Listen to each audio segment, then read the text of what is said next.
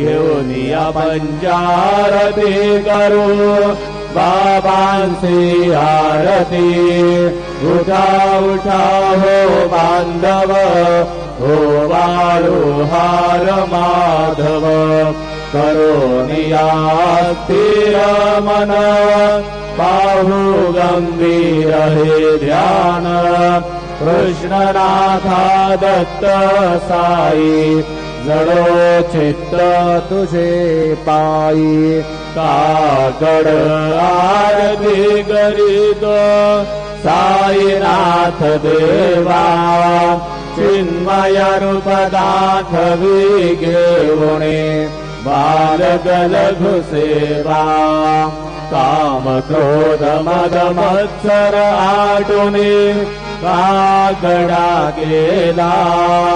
वैराग्याचे धूप घालुने भीतो भिजविला